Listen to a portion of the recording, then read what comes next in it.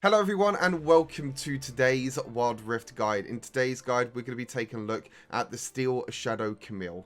Camille is an AD bruiser that is primarily played in the Baron lane but could also be played in the mid lane or in the jungle. Camille is one of the best Baron lane carries in the game. No other champion can split push, engage and assassinate carries as well as Camille does. Taking a quick look at the build with Camille, you want to build a mixture of AD and tank items so she could do really well in them 1 versus 1 duels and also do really well when it comes to them big team fights and you're going to be diving onto the back line. There's 2 different types of build. This is a more tanky Baron lane build. I've also got a carry build which I'll quickly show you afterwards. First item for this build is Divine Sunderer. Gives you the health, attack damage and ability haste. Spellblade passive as well works really well with Camille. After using ability, your next attack within 10 seconds will deal 10% of the target's maximum health as bonus physical damage. And if the target is a champion, Camille heals for a percentage of the target's maximum health. So this is a really good item if you're against tanks like Malphite in the Baron lane. Blades of the Rune King as the second item. Again, this is more to do with if you're playing against tanks because the attack still bonus physical damage equal to 6% of the enemy's current health on hit. You get the attack damage, you get a lot of attack speed as well. You also get a little bit of physical vamp so you can survive in team fights longer. So you're getting the heal from Divine Sunderer and you're also getting the healing from Blade of the Rune King. You also have the Drain passive, hitting an enemy champion with 3 attacks or abilities and deals magic damage and steals movement speed from them. So you can keep chasing, you can keep auto attacking. You already have a lot of mobility with your third ability and your ultimate, but this just helps just a little bit more with that one. For the boots, most of the time you want to go for plated steel caps. You can go for mercury treads if you're against a lot of crowd control or against a lot of magic damage. For the boots upgrade, stasis is normally the best option, especially when you're diving in onto the back line. It can be really difficult and sometimes you can go a little bit too far, so you can use stasis so then your third ability can come up and available and then you could use that to try and escape. It's happened to me many times. Hullbreaker is mainly a split push item. This is if you want to go into a side lane, if you want to split push. Gives you health, gives you attack damage. You also have the Boarding Party passive as well. While no allied champions are nearby, you gain armor and magic resist based on your level and you deal 20% additional damage to towers, and also large minions near you also gain armor and magic resist. Another item you can go for as the third item is Death's Dance, which recently got changed but is a really good item for Camille. Attack damage now has armor and also ability haste. You have the Cauterized passive, which a percentage of the physical damage received is dealt to you over 3 seconds as true damage instead. But then you have the Dance passive, which if you get a champion takedown, it cleanses the Cauterized remaining damage pool and restores it for you as 2% of your maximum health over 15 seconds. So again, more to do with maximum health. So again, works really well with Divine Sunderer and Grasping Undying because you'll be getting that maximum health that you need. Another really good item that works well with Death's Dance is Sterix Gauge, which gives you the extra maximum health that you can get, which is 400. You also get plus 50% base attack damage as well, which works really well with Camille. You also have the Lifeline passive, which if you do drop below 35% health, then it grants a shield equal to 75% of your bonus health. And you also have the Sterix Fury, which it triggers when you proc Lifeline, so you increase your size and also grants you 30% tenacity, which is very helpful for Camille. For the runes, Grasping Undying, as mentioned already, is a great item in combination with Divine Sunderer. Also works well with Death's Dance and other items as well. For every 4 seconds in combat, your next attack on a champion will be enhanced based on your maximum health. So you heal 2% of your maximum health. It permanently increases your health as well by 5, and you also deal bonus damage equal to 3% of your maximum health. So more of a sustain rune during the laning phase, and allows you to scale up really well into the mid and the late game with all that maximum health that you will be building and the maximum health that you will be getting from Grasping Undying. For the next rune, I'll go for Triumph. Allows your champion takedowns to heal you for 10% of your missing health, which is really good because with Camille you're going to be diving onto the back line a lot and you're going to be doing a lot of damage to the enemy carries because it's really easy to lock them down. So if you do take them down, you get that little bit of healing, so you can use that to try and escape.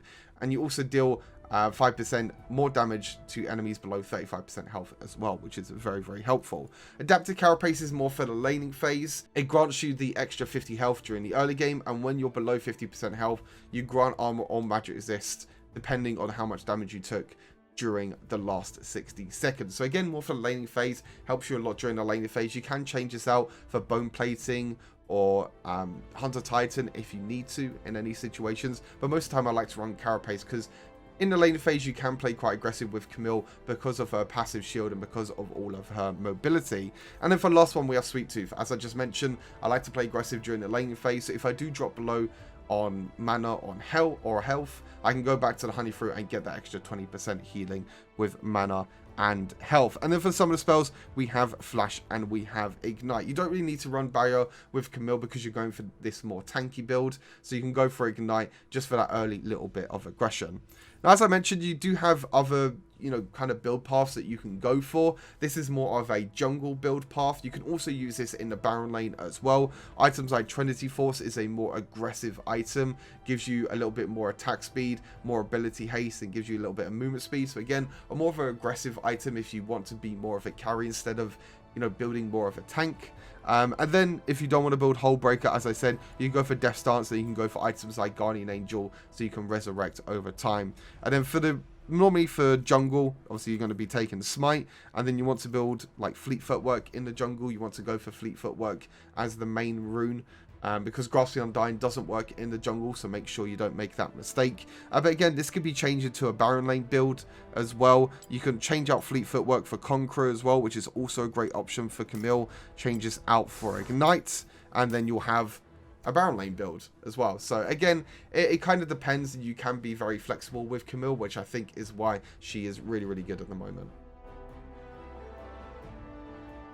Onto Camille's abilities now. First up, let's take a look at Camille's passive, which is Adaptive Defenses. Attacking an enemy champion grants a shield that absorbs either physical or magic damage for a few seconds.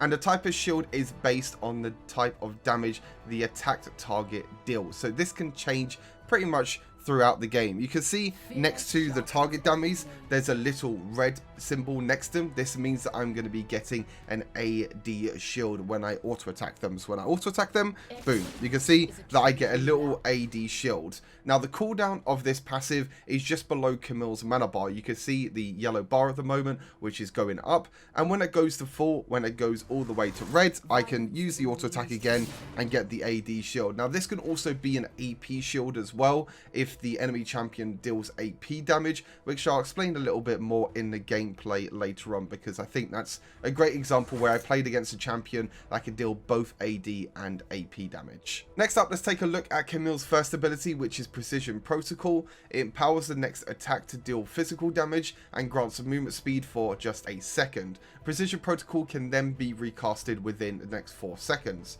If the second Precision Protocol hits 1.5 seconds after the first, it will deal true damage instead.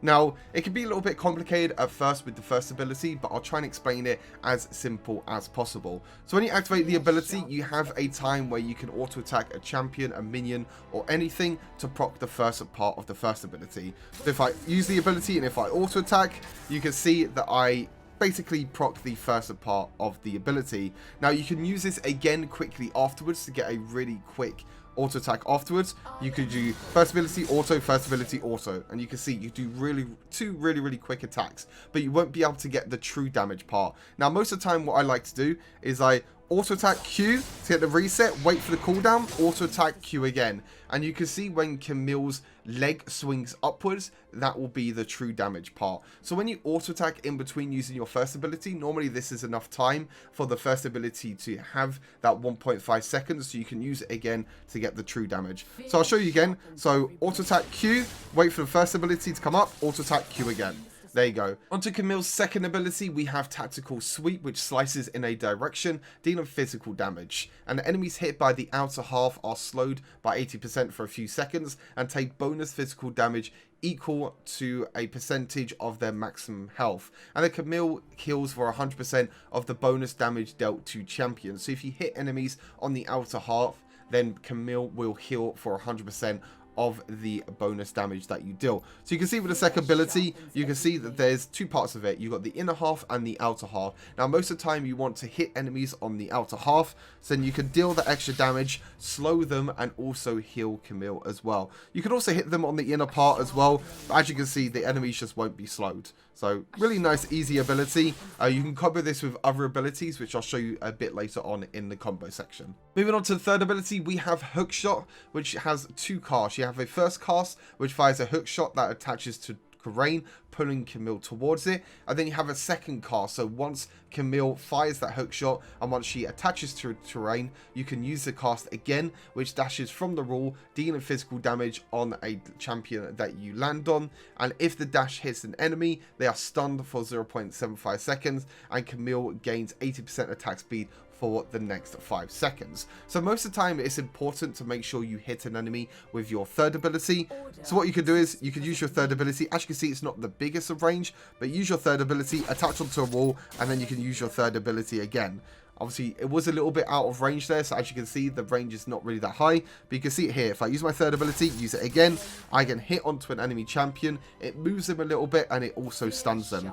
You can also quickly tap the ability as well, which will automatically go to the target dummy. So if I quickly tap quickly go EE again, I can do that, so I can aim to a wall, do that, and then quickly hit E again. So that could be the longest or the shortest time between you hitting the wall and also hitting the champion. But this is also really good at getting over terrain as well, and getting away to safety, which is why Camille is the best mobility champion.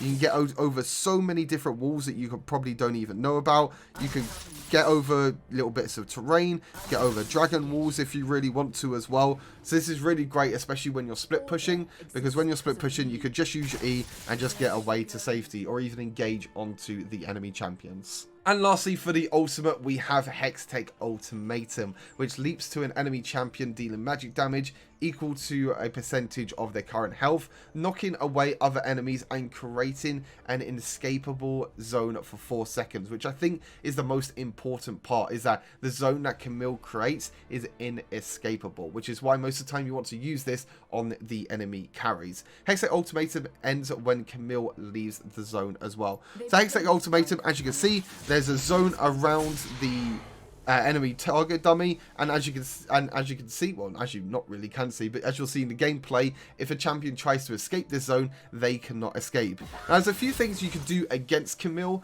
There's a few champions that's really good against Camille. Enemies that can knock champions away, so like Tristana and Alistar, can knock Camille outside of the Hextech Ultimatum. So as you can see, when I walk outside the Hextech Ultimatum, it will end straight away. It doesn't matter how long I can stay. I can do a few auto attacks, and then I can walk away outside the zone. As you can see, when you walk outside the zone's gone, which means that the enemies can escape. So most of the time you can use your third ability to close that distance, and then use your ultimate to make sure that they stay in the zone, which means that you can use your other abilities to do loads of damage and assassinate the enemy carries.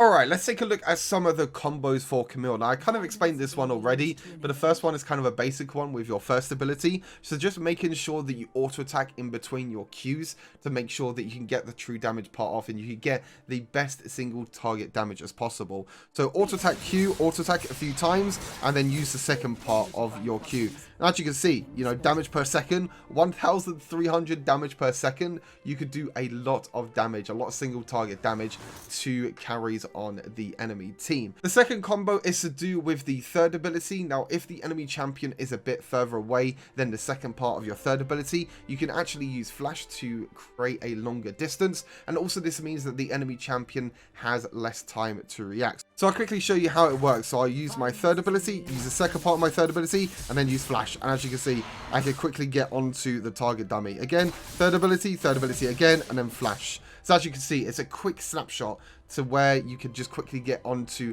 the enemy champions and stun them for a few seconds, which then you can combo that on top with your ultimate and also your first ability. And the last combo is quite an interesting one. It can be hard to do at times, but it's comboing your third ability and your second ability. Now, whilst you're traveling or with your third ability, or whilst you're attached to a terrain, you can also use other abilities, and this includes your second ability. So if I use my third ability, I can use my second ability and then use my third ability straight afterwards. hours, which means that there's not really that delay that you have, because at the moment with your second ability, when you use it, you can see how there's a little bit of a delay. So that means that champions have time to react, whether they could dash away or even flash away from you. But when you use your third ability in combination with your second ability, it means you don't really have that delay. So I'll show you again. Third ability, second ability, third ability. There you go. So when you dash forward, you can use that second ability to slow the enemy champions.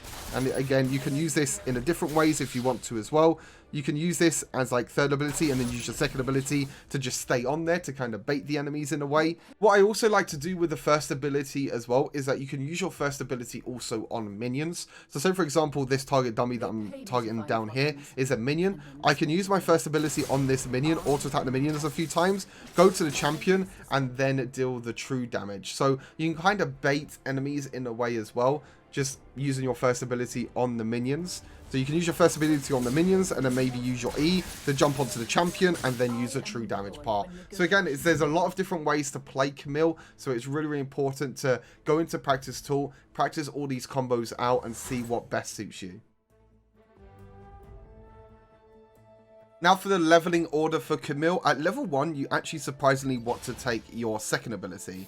Now the reason you take your second ability is that it's pretty good for poke in the early game. You can use your first ability if you want to at level 1 as well, but most of the time you don't really want to get into melee range in them early levels. You kind of want to wait until level 3.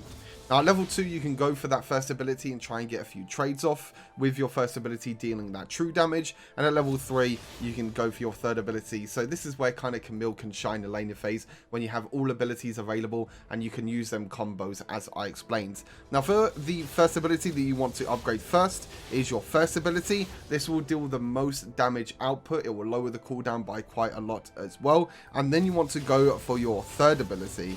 This means that when you hit an enemy champion with your third ability, your attack speed will be increased as you leveled up the ability, and also the cooldown will get lowered by quite a lot, which means you can be more mobile. And then making sure that you level up your ultimate when possible, you go for your second ability. That's everything with Camille. I'm going to go into a gameplay now. This is going to be a gameplay of like a replay. Unfortunately, I wasn't able to record it at the time because it was off stream. But yeah, hopefully you enjoy the gameplay, and I'll see you all in just a bit.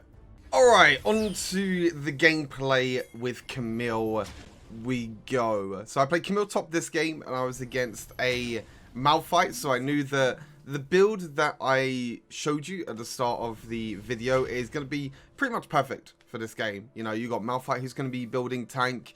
Well, most of the time they build tank. Sometimes Malphites build full AP. Honestly, I still don't know why. I still think full tank is definitely a lot better. You got Irelia that's going to be building a little bit of tankiness, Pantheon as well, and also Thresh. So I knew that this was a really, really good game for Divine Sundra. Now, the only problem really with Divine Sundra, I'll say that in a second. I want to show you something quickly here. So you can see the passive icon next to Malphite at the moment is red. So I'm going to get an AD shield. This is because he hasn't used any abilities on me yet. So at the start of the game, you basically get an AD shield on pretty much anyone, so that's really, really good to know. And then when he uses an ability, you'll see that my next shield, when it does come back up, eventually it will be blue, which means I'm now going to get AP shield because Malphite dealt AP damage to me. So that's something to note, and that's something that is really, really important. But yeah, like I said, the problem with Divine Sundra is that it doesn't build from any longswords in the early game. Now, some players I know like to build longsword and then go into Divine Sundra so they have that early game pressure. And then some people like to just go for the Ruby Crystal. I need to forgot the name there for a second. But you can see at the moment I'm kind of having a pretty much a free lane against Malphite, to be fair. He's going to go back and get the healing for now. But to be honest, I'm not really going to be put in any danger really against a Malphite, especially in the early levels. I'm kind of losing out on the trades because he went back to get the honey fruit, but I'm going to go and do the exact same now. I pushed out the lane for a lane priority because I knew my jungler was going to be pathing towards a bot side because they started blue buff.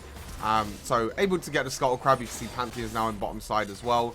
The great thing about actually watching replays is that, or like watching things like this, is that I can look at the enemy team as well to see where the enemy team is at pretty much all times. So it's quite interesting to know.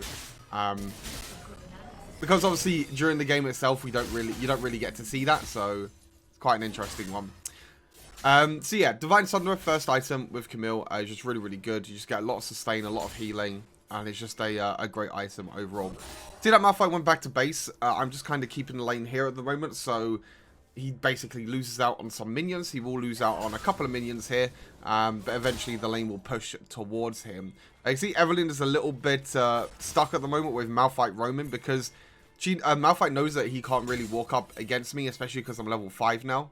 Even though he's building tanky, I can still do a lot of damage. You can see that Malphite is not even level 5 yet. Gonna go back to the lane now. You can see I have a level advantage, nearly a full level advantage on the Malphite. So I can keep zoning him off the minions when I can.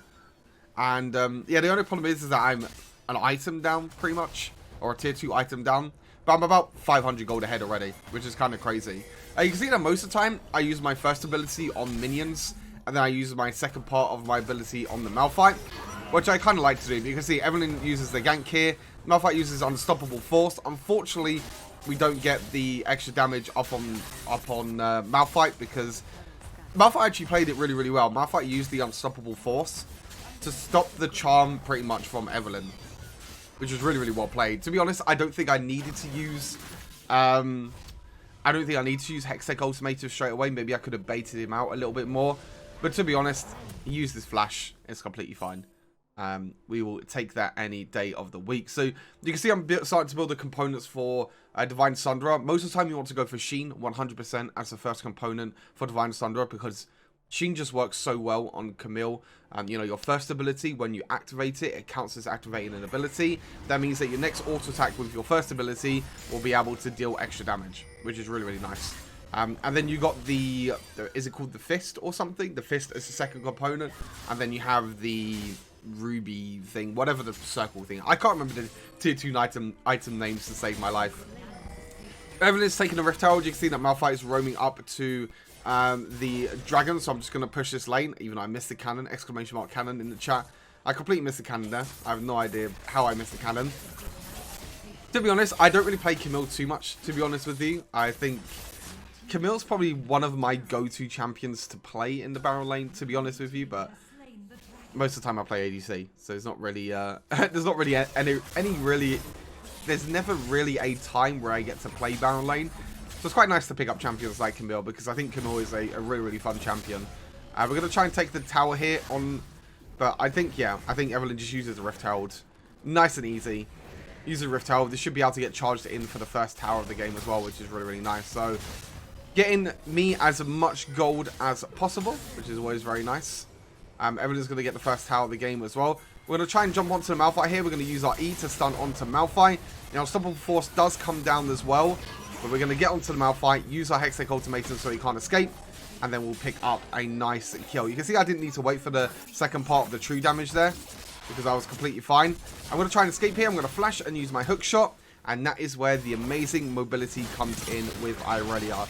Unfortunately, I do die here, but I do get the trade kill onto Irelia. So I use my flash, I use my hook shot to try and get away to safety. You can see I tried to use my second ability to get a little bit of a heal as well, because I knew Irelia was going to jump onto me, but my passive came up in time. I got that AD shield, and I was able to get a nice easy double kill, really, to be honest with you. We got the kill onto Malphite, which is really good. You can see that I'm over 1,000 gold ahead now of the Malphite. I've got Divine Sunderer completed already. I got the Vampire Acceptor as well. I think I'm waiting in base for boots, I believe, if I remember correctly. I actually can't remember what I'm waiting in base for. Yeah, there you go. Wait for the boots.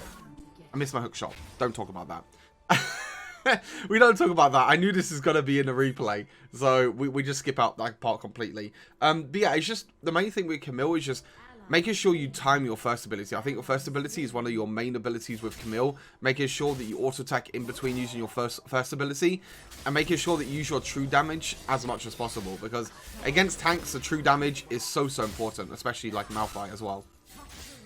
And you can see how much damage I can do to Malphite with the true damage, because the true damage completely ignores any magic resist or any armor that you that the enemies might build. So I'm going to carry on pushing in the barrel lane here, because I know that Malphite is still in the duo lane. So I'm just going to push this lane out, trying to deny Malphite as many minions as possible. Even if I don't have Hull Breaker, this is what Camille is really, really good at, because Camille does have a hook shot to escape to safety, which is always really nice for Camille. You can see that I'm even going to try and get a little bit of damage down onto the tower. I see Malphite here. Malphite uses the Unstoppable Force, interestingly enough. Not really too sure why he used Unstoppable Force. I think just to stop me trying to get a tower plating. But again, you can see there, hook shot, away to safety.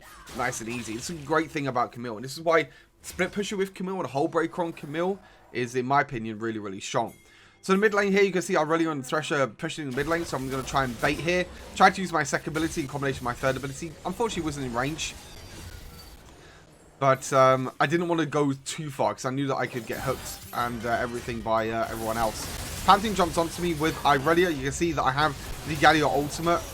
I didn't really do... I think Galio could have waited really for the ultimate.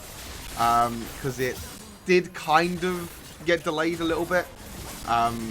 Because the Galio ultimate didn't get used on top of my Camille ultimate, which is normally a really, really good combo.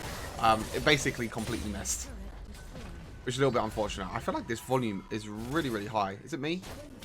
The volume really high. I'm turning down a little bit. There we go.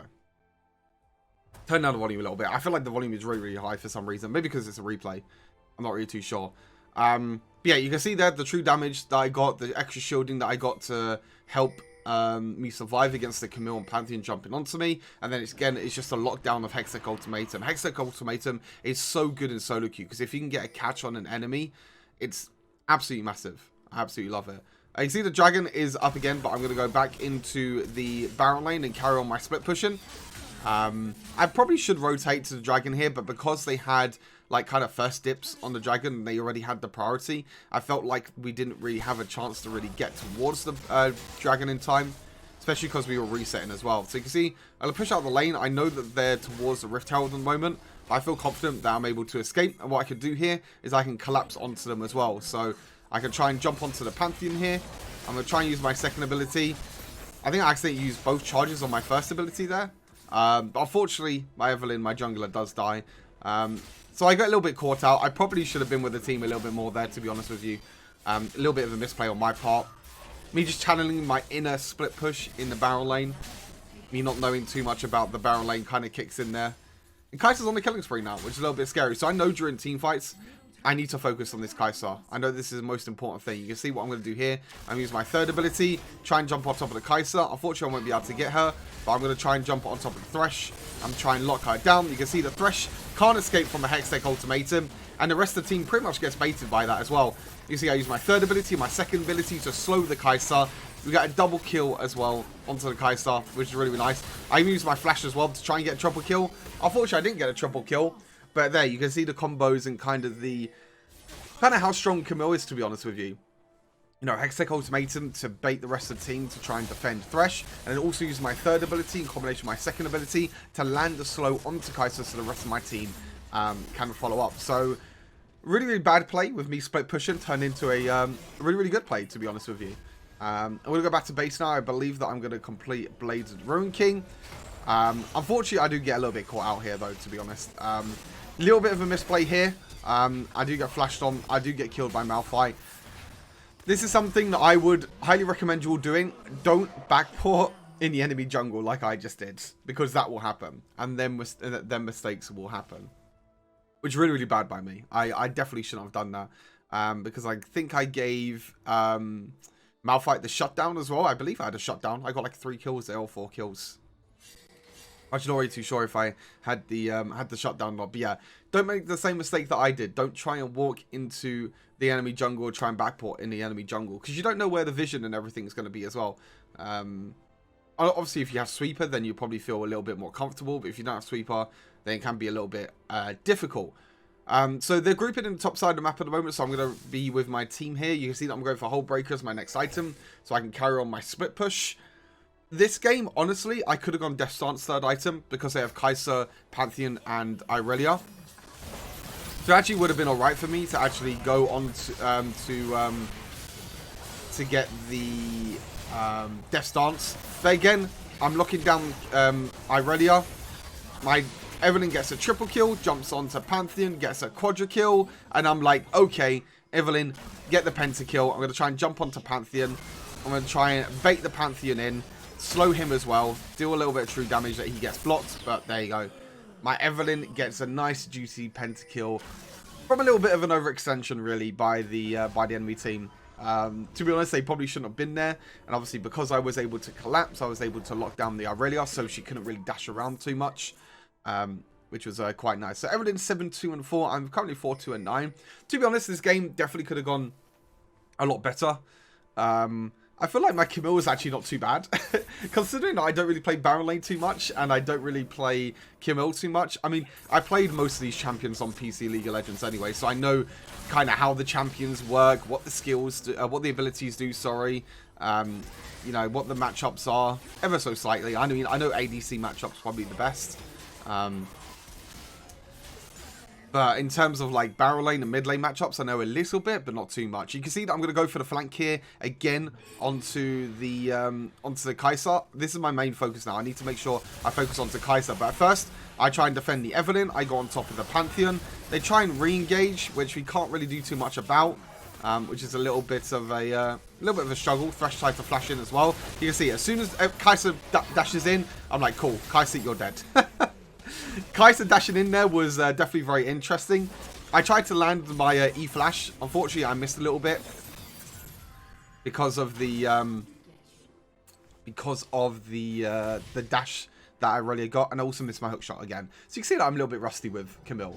To be honest, I think this is like, I mean, I played a few games before this as well, obviously, and this was like probably my best game that I had on Camille. Actually, I probably had a few other good games as well, but wasn't really too bad. But yeah, this game overall was a pretty good game. This kind of like support Camille, to be honest with you. 13 assists as well was pretty much support Camille. So you see that I'm focusing the Pantheon because I know the Pantheon is going to try and take the dragon.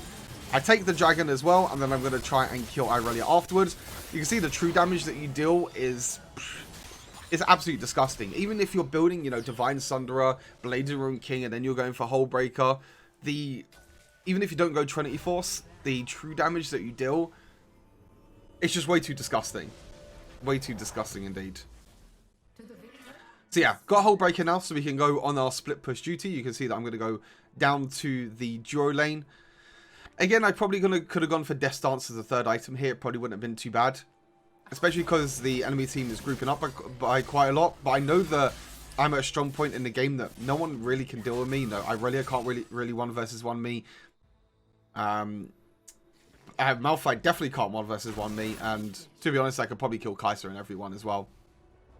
So I know that I feel really, really confident, and I'm able to, you know, do quite a lot. You can see here, what I'm going to do is I'm going to 1 versus 1 the Malphite, even though he takes the heal as well. I'm going to dash back in. He's going to use his ultimate as well, but the true damage, look at that. That's the main part of Camille. The extra true damage that you get, especially against tanks as well, and you can see how much healing I get from Divine Sunderer.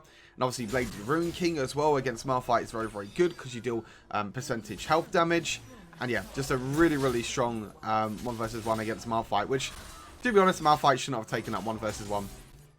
I can see with the Hullbreaker, I'm going to try and push into the Baron lane now. Pantheon is here as well, but I'm just going to try my best to try and get this tower as quick as possible, because I know my minions have the extra armor and extra magic resist.